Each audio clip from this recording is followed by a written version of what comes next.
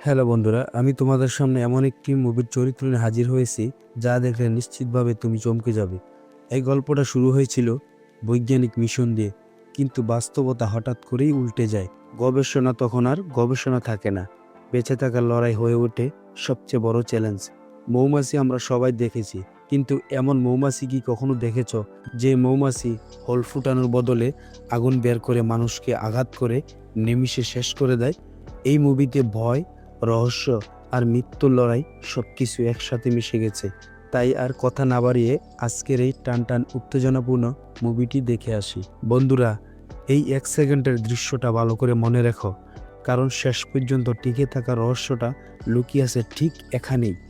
একজন কীটতত্ত্ববিদ, অর্থাৎ যিনি পোকামাকড় নিয়ে গবেষণা করেন, তার মেয়ে জঙ্গল পরিদর্শন করার জন্য সেখানে যায়। এলাকায় ঢুকতেই তাদের চোখে পড়ে বহু পুরনো জরাজীর্ণ কিছু বিল্ডিং। ঠিক সেই মুহূর্তেই এক পাহারাদার তাদের সামনে এসে কয়েকটি গুরুত্বপূর্ণ কাগজপত্র তুলে দেয়। তখন মেয়েটি কাগজপত্র দেখে চিনতে ভুল করে নাই যে এখান থেকেই তার বাবা হারিয়ে যায়। আরও নিশ্চিত হয় যখন তার বাবার কাগজপত্রগুলি কাছে এনে নড়াচড়া করে দেখে। এরপর থেকে শুরু হয় গহীন জঙ্গলের মাঝে অদৃশ্য হয়ে যাওয়া বাবাকে খুঁজে বেড়ানোর মিশন। তারা যখন গাড়ি দিয়ে জঙ্গলে প্রবেশ করতে এসে দাঁড়ায়, তখন আমেরিকান কিছু সৈন্য তাদেরকে বাধা প্রদান করে। বলা হয় এই জায়গা অনেক ভয়ঙ্কর, এখানে প্রবেশ করা জনসাধারণের জন্য সম্পূর্ণভাবে নিষেধ। অতঃপর তাদেরকে সেনাবাহিনীর একটি ক্যাম্পে নিয়ে যাওয়া হয়। অফিসার জিজ্ঞাসা করে, আমি জানি তোমরা এখানে কি কারণে আসছো, সুতরাং মিথ্যা বলার কোনো আশ্রয় এখানে নিতে পারবে না, কারণ এখানে অনেক কিডন্যাপার, মাদক ব্যবসায়ী, হিংস্র প্রজাতির মানুষ যারা অন্যায়ের সাথে সর্বক্ষণ জড়িত থাকে, তারা এখানে অনেক বসবাস করে। মেয়েটি বলে, সত্য কথা বলতে আমি আমার বাবাকে প্রায় 3 মাস আগে এখানে হারিয়েছি, সুতরাং খোঁজার জন্য আমি এই জঙ্গলে প্রবেশ করতে চাই। অনেক চেষ্টার পর তারা আমেরিকান সৈন্যবাহিনীকে ভাড়া করে নেয় তাদের নিরাপত্তার জন্য। শুরু হয় তার বাবাকে খোঁজার প্রথম মিশন। কিছু দূর না যেতেই ক্রিয়া প্রতিক্রিয়ার মতো চারদিক থেকে বোমা এবং গুলিবর্ষণ হতে থাকে। অনেকক্ষণ গোলাগুলির পর শত্রুপক্ষের সাথে পরামর্শের বিনিময়ে যখন এই জঙ্গল যুদ্ধ বন্ধ হয়, এর মাঝেই হঠাৎ করে দেখা যায় আকাশে ডানার শব্দ। সবাই থেমে যায়। একটু পরেই দেখা যায় বিশাল আকারের এক অদ্ভুত পোকা উড়ে যাচ্ছে। প্রথমে তারা ভাবতে থাকে এটা হয়তো বড় কোনো সাধারণ পোকা, কিন্তু পরের মুহূর্তেই সেটা আগুন ছুড়ে আক্রমণ করে এবং একজন সৈন্য গুরুতরভাবে আহত হয়। আগুনে তার শরীর ঝলসে যায়। সেনারা গুলি চালায়, পোকাগুলি সরে যায়, কিন্তু আতঙ্ক থেকেই যায়। তখনই পরিষ্কার হয়ে যায় এটা কোনো সাধারণ প্রাণী নয়। নারী বিজ্ঞানী বুঝতে পারে এগুলো কোনো বৈজ্ঞানিক পরীক্ষার ফলাফল। এই বিষাক্ত পোকা দ্বারা যখন একজন সৈন্য আহত হয়, তখন বাধ্য হয়ে অফিসার তাকে বাঁচানোর জন্য জীবন মরণের ঝুঁকি নিয়ে শত্রুপক্ষের সেই আস্তানায় উপস্থিত হয়। শত্রুপক্ষ তাকে দেখা মাত্রই তাকে বলে, তুমি আমাদের অনেক লোক মেরে ফেলেছো, আজকে তোমার আর রক্ষা হবে না। কিছুক্ষণ তর্ক বিতর্ক করার পর অফিসার বলল, তুমি আমাকে যা মন চায় তাই করো, কিন্তু আমার লোকটাকে বাঁচাও।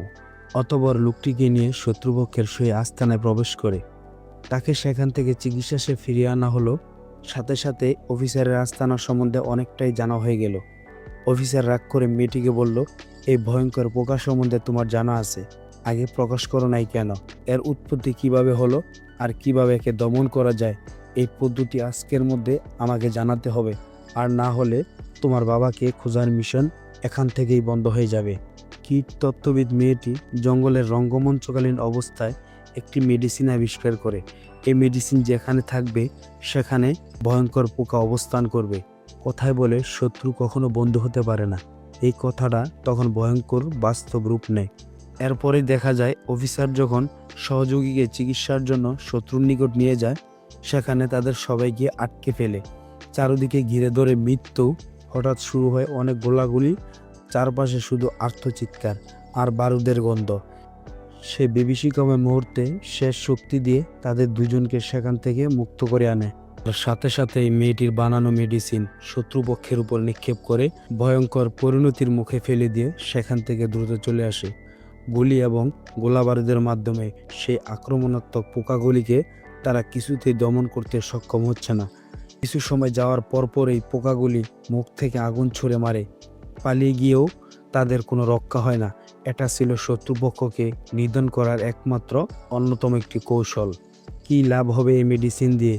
যখন শত্রুপক্ষকে নিধন করার চেষ্টা করে, তারা ওই ভয়ঙ্কর পোকা থেকে কোনো অংশেই ছাড় পায় নাই। যেখানে যায় সেখানে আগুন নিক্ষেপ করে, চারপাশে জ্বলে ওঠে আতঙ্কে। অল্প সময়ের মধ্যে তাদের একজনকে সেখান থেকে জংলি পোকা উড়িয়ে নিয়ে যায়। হিংস্র পোকাগুলি যখন তার সহযোগীকে উড়িয়ে একটি পাহাড়ের গহীন গুহার মধ্যে নিয়ে যায়, তখন মেয়েটির মাথায় আসে যে এখান থেকেই আমার বাবাকে হারিয়েছি, সুতরাং এর সন্ধান আমাকে নিতেই হবে। এরপর থেকে শুরু হয় তার অস্ত্র চালানোর প্রশিক্ষণ। কোথায়, কিভাবে এবং কোন পরিস্থিতিতে অস্ত্র ব্যবহার করতে হবে, কেমনভাবে শত্রু নির্ধারণ করতে হবে, সব কিছুই ছিল কঠোর অনুশীলন। শত্রুর আস্তানা খুঁজতে গিয়ে বিজ্ঞানী জিনা হঠাৎ এমন একটি আস্তানার সন্ধান পায় যেখানে একসময় তার বাবা থাকতেন। সেখানে পড়ে থাকা চশমাটি হাতে পেয়ে সে পুরোপুরি নিশ্চিত হয়ে যায় এই স্থান থেকে তার বাবা নিখোঁজ হয়েছিলেন। অতঃপর এখান থেকেই তারা আবার মৌমাছির সেই ভয়ঙ্কর বাসার মুখোমুখি হওয়ার উদ্দেশ্যে রওনা দেয়। রওনা দেওয়ার আগে তারা নিজেদের শরীরে বনের একটি বিশেষ ঔষধি পাতা মেখে নেয়। এর অল্প কিছুক্ষণের মধ্যেই শত্রুরা জিনার বাবার সেই আস্তানায় এসে পৌঁছায়। সব কিছু দেখে তারা অনুমান করে অল্প সীমিত সময়ের মধ্যেই কোনো মানুষ এখানে এসেছিল। এই ধারণায় শত্রুর নেতা পাগলের মতো ক্ষিপ্ত হয়ে যায়।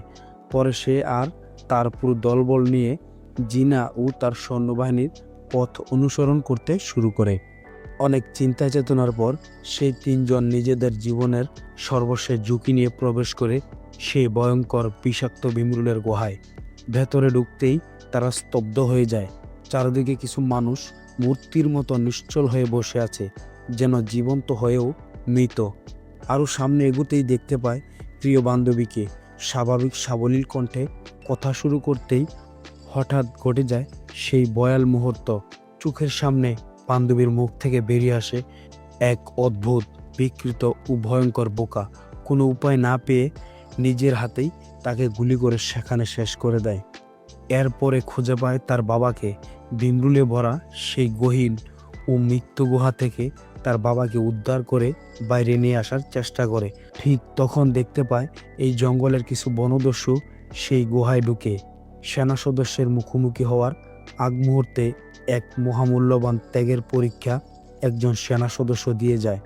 তিনজনকে গুহা থেকে বের করে গভীর কণ্ঠে বলে, তোমরা বেরিয়ে যাও। এই গুহা 3 মিনিটের মধ্যে বিষাক্ত ভিমরুল সহ আগুনে পুড়ে যাবে, আর আমি এখানেই থাকছি। উপরে দেখা হবে, ভালো থেকো সবাই। এরপর সেই আগুনের মাঝে শত্রুপক্ষ সহ সে নিজেই উৎসর্গ হয়ে যায়। বন্ধুরা, গল্পটি আজকের মতো এখানেই শেষ করলাম। ধন্যবাদ সবাইকে।